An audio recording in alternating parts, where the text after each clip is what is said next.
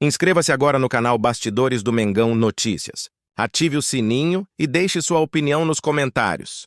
Porque o que você vai ouvir aqui pode mudar completamente a forma como você enxerga o Flamengo neste momento. O que eu vou revelar parece inacreditável, mas está acontecendo nos bastidores e mexe não só com o futuro da Libertadores, mas também com o mercado de transferências, com a relação do clube com a Conmebol e até mesmo com nomes de peso que podem desembarcar no Rio de Janeiro nos próximos dias. Prepare-se, porque o que vem agora é de arrepiar.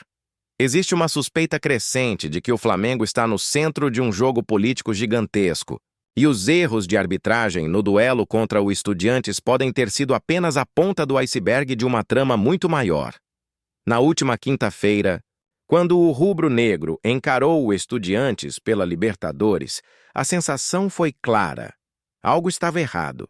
O árbitro colombiano Andrés Rojas comandou a partida como se tivesse um roteiro em mãos. Faltas invertidas, cartões sem critério, pênalti não marcado em Luiz Araújo, expulsão absurda de Gonzalo Plata e, para coroar, um gol irregular validado para os argentinos. Para quem assistiu, a impressão foi de que a arbitragem não errou por acaso.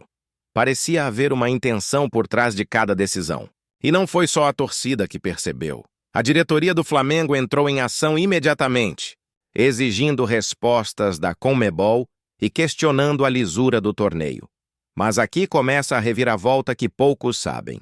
Enquanto cobrava providências nos corredores da entidade, o Flamengo também articulava uma jogada de bastidores que pode colocar o clube em vantagem fora das quatro linhas. Informações exclusivas apontam que a diretoria rubro-negra, liderada por José Botto e seus aliados, aproveitou a crise para pressionar Alejandro Domínguez, presidente da Conmebol, em busca não apenas de justiça, mas também de garantias políticas e esportivas para a sequência da competição.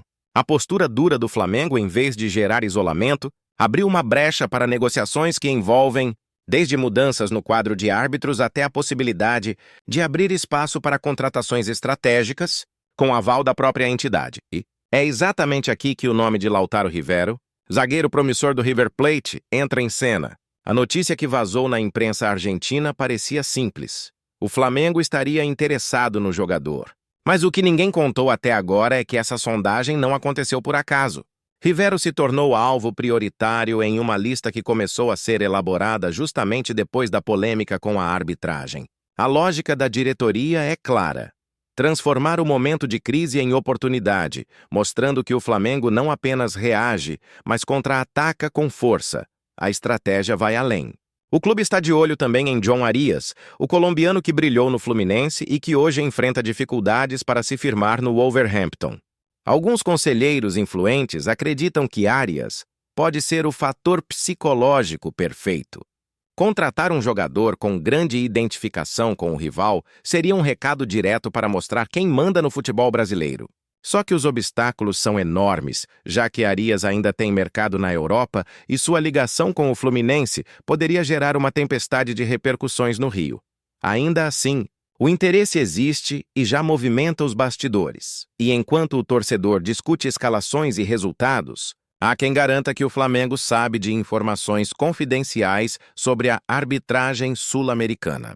Fontes ligadas ao clube afirmam que documentos internos mostram falhas recorrentes no uso do VAR por parte de árbitros colombianos. Coincidência ou não, justamente árbitros da Colômbia comandaram a desastrosa atuação contra o Estudiantes. A pergunta que ecoa entre dirigentes e torcedores é: foi apenas incompetência ou estamos diante de um esquema que privilegia alguns clubes em detrimento de outros? Essa dúvida se torna ainda mais explosiva quando lembramos que a Conmebol, nos últimos anos, foi alvo de acusações de corrupção em diferentes instâncias. Não seria exagero imaginar que, em meio a tanto dinheiro envolvido na Libertadores, certos interesses externos estejam moldando resultados. O Flamengo, ao expor publicamente os erros, não apenas se protege, mas também se coloca como protagonista de uma luta por transparência que pode repercutir em todo o continente.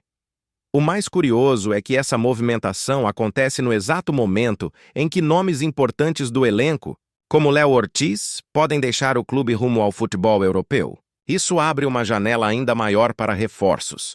E é aí que a torcida precisa prestar atenção. Rivero não é apenas um alvo.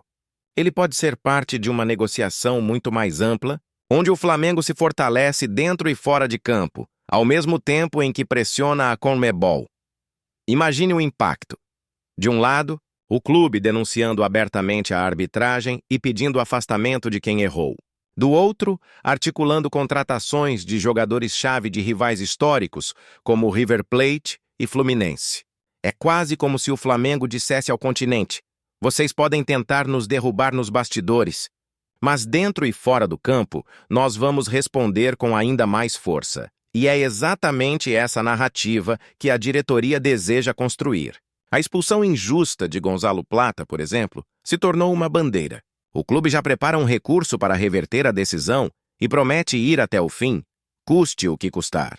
O discurso é de que Plata não pode ser vítima de um erro tão grotesco e que o Flamengo não aceitará ser punido duplamente, com a perda de um jogador fundamental em um duelo decisivo.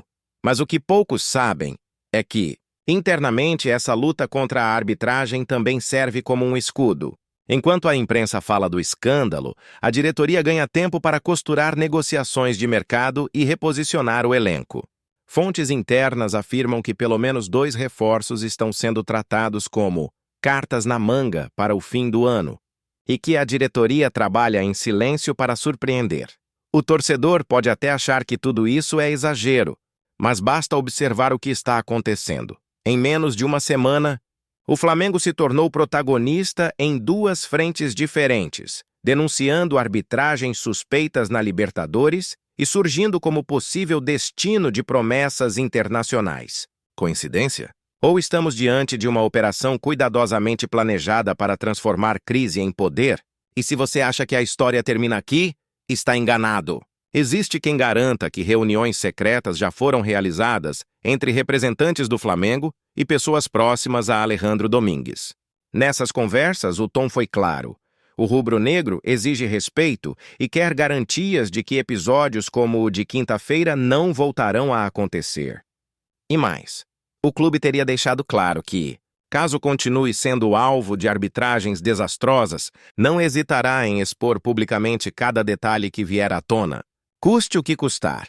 O que está em jogo não é apenas uma semifinal de Libertadores. O que está em jogo é o peso político do Flamengo em todo o continente. É a chance de o clube mostrar que não aceita ser manipulado e que, quando tentam derrubá-lo, ele volta ainda mais forte. Agora, pense comigo, se tudo isso for verdade, se realmente estivermos diante de um esquema onde o Flamengo foi prejudicado de propósito, o que será que vem por aí?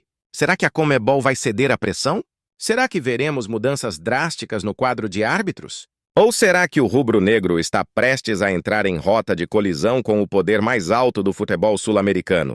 O que é certo é que o torcedor precisa ficar atento, porque as próximas semanas podem definir não apenas o futuro da Libertadores, mas o próprio caminho do Flamengo nos próximos anos. Se Lautaro Rivero chegar, se João Arias desembarcar, se Gonzalo Plata for liberado e se a CONMEBOL ceder à pressão, estaremos diante de um dos capítulos mais intensos e imprevisíveis da história recente do Mengão.